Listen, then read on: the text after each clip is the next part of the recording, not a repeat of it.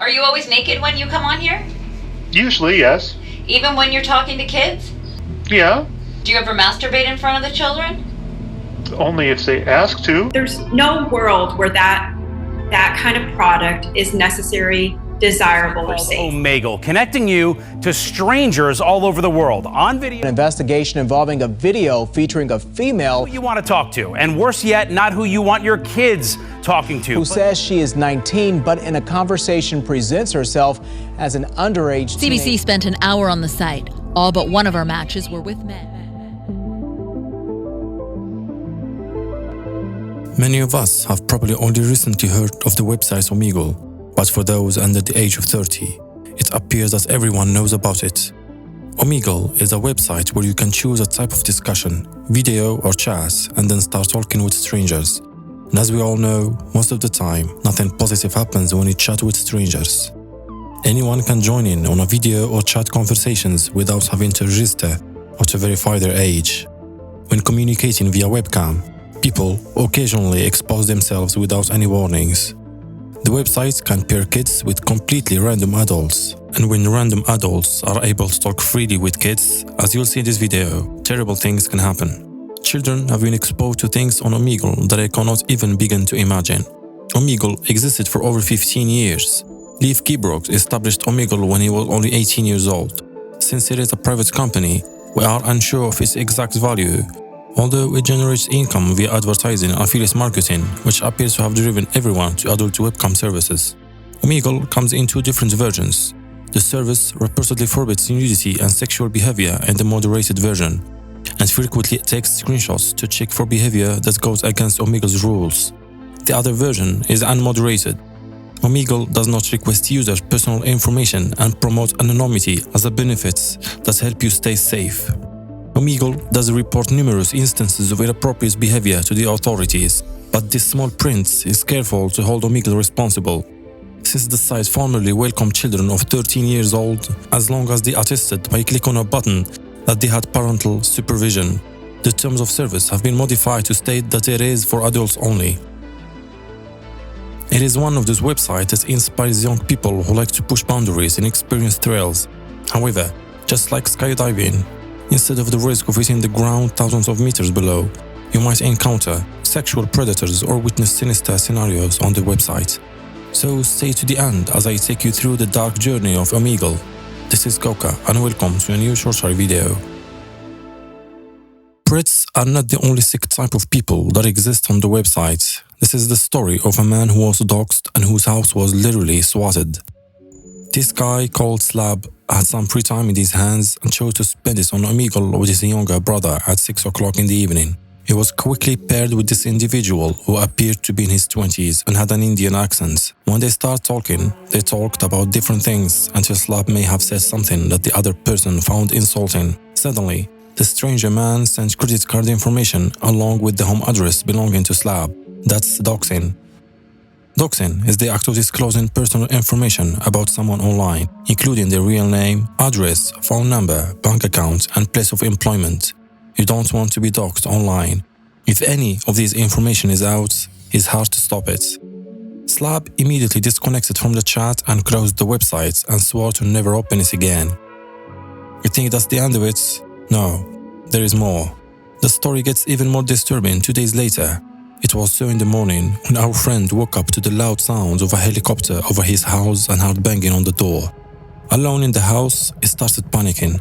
After a few minutes, the SWAT team just broke into his house and started shooting a few rounds of bullets on the air before noticing that Slab was unarmed. They came, handcuffed him up and took him away. The SWAT team has just raided his house by orders of the United States Police. And aware of the causes, he spent at least a week locked up. Later, they brought him before court on charges of possessing bombs and holding hostages. These were based on information provided anonymously to authorities. Luckily, he was found non-guilty and walked away. This type of behavior is widespread on Omegle, and that's thanks to the lack of moderation on the platform. The site doesn't appear to have a powerful moderation. For example, Omegle now has an 18+ adult unmoderated section, where users must first acknowledge that they are 18 or older and be warned in advance about sexual content. Omegle also makes it clear that they do their best to monitor and moderate regular video section. Their moderated system largely focuses on sexual content. But what about disturbing non-sexual content?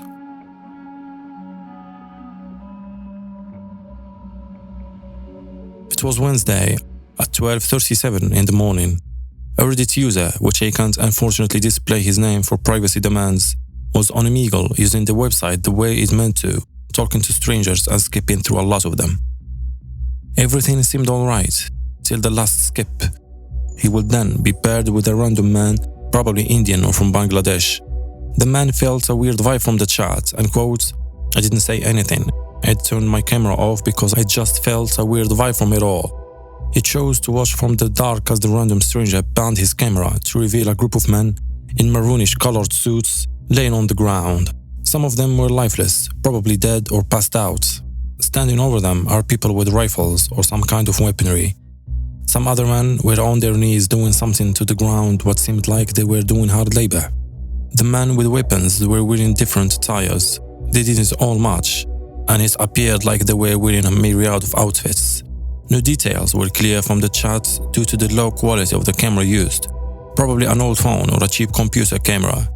This call has bothered him because he couldn't make out any detail that would have helped him identify the location. Quote, "All I could see was a large concrete of stone wall. This is sort of bothering me. I don't know if what I just witnessed was a country's government-controlled prison or something way darker. It's really itching my brain." Before we continue, if you've made it this far, thank you. But also, it only makes sense to subscribe and to like this video. This will boost my motivation to make more videos. I'm one single person who makes these type of videos possible, from researching, script writing, editing, and VFX. So I'm looking forward to have you as a subscriber and as a watcher of my videos. Thank you. And now, let me tell you about the last story. The following incident is what made me genuinely dislike the website and do everything in my power to discourage everyone I know from using it. Alona, one of 3 girls on the bed at a sleepover, was just 12 years old and had olive skin, blonde hair and blue eyes. With a single tap, she was in a video conversation with a complete stranger. One of her friends noticed that she was deeply invested in this video conversation and giving them little to no attention. So one of her friends reported to her mother that Alona was being really odd at this sleepover. Her mother didn't bother take the matter seriously. She thought, "Oh, it's just kids." A week or so later, it happened again at another sleepover. Her friend again claimed that Alona spent the entire night chatting indiscreet to a person who sounded like a man. They couldn't get a clear view of his face because his screen was blurred in purpose. Alona's secretiveness and isolation grew after the first sleepover. She would escape into her room for hours at a time to use her phone while hiding it from her mother. Crystal Martin, that's her mom, she swiftly noticed her daughter's new peculiar behavior. After learning more about the slumber party and the person who sounded like a man, Martin finally asked to see her daughter's phone. What she found made her astonished. Numerous pictures and videos of her kid in provocative poses, sometimes naked, sometimes even masturbating. That's a 12 years old girl masturbating for the pleasure of a grown-up man. Alona had sent these pictures to as many as 30 guys, as her mother claimed, the majority of whom she had met on this website called Omegle. The following morning, she loaded Alona into the car and took her to the local police station at Green River, where they live. The police took Martin's report alongside Alona's phone. They questioned her in depth and started an investigation into internet crimes against children. The police, however, weren't able to locate the man's IP address because he had set up his computer so that his IP address would change every few seconds, making him undetectable. Without his IP, the police told her mother, there was little we could do. Despite the fact that Omegle has documented numerous cases of abuse, it is practically hard to keep up with all of them. According to Child Rescue Coalition, approximately 72 million IP addresses have shared or downloaded pornographic movies and photographs of children. Once such a picture of a child is out there, it stays there forever. And that's what Alona's mother is scared of, for her little girl's videos and pictures to be out there. Considering her daughter's action, Alona was treated more like a young offender than a victim. Martin's daughter was enraged with her mother for turning the guys in, used another device to warn them and express her regret for her mother's actions. No matter how hard Martin tries to keep her daughter safe, she was always able to have a private discussion with the man by using friends' old phones or making up new email addresses to keep her mom out of her tail. At this moment, Martin became aware of the effectiveness of grooming and how internet predators can manipulate and control their victims. Martin was frightened as her daughter kept in touch and tried to sneak herself outside to meet them. Alona met dozens of men on Omegle, but there was this one man who stood out the most, for a simple reason, being so aggressive. Her mother claims that if Alona didn't call him Master Daddy, he would yell at her and tries to force her to subdue to him. Eventually, being devastated, 2 years after signing up for Omegle for the first time, Alona ran away from her family. Predators who use the site have been prosecuted numerous times, but Omegle is about to get prosecuted too. The biggest enemy of the company is called Kerry Goldberg, a lawyer who founded her own firm in 2014 that specialized in defending victims of internet harassment after being stalked and blackmailed with revenge porn. In November 2021, Goldberg sued Omegle for $22 million on behalf of a girl which name initials is EM, a 19-year-old Michigan woman who was sexually abused by a Canadian male she met on the website. In 2014, when EM was 11 and Ryan Scott Fordyce was in his late 30s, they were allegedly randomly partnered on Omegle. Fordyce gradually forced EM to strip off and perform sex acts while recording all he asked over the course of 3 years. He sent her off to recruit other children and threatened that if she told anyone, he would share her images publicly, which would make the girl get arrested. When authorities finally entered Fordyce's home in Brandon, Manitoba in 2018, they discovered more than 3,000 files on his devices, some of which included bestiality and bondage, and included 220 images and videos of AM and other children.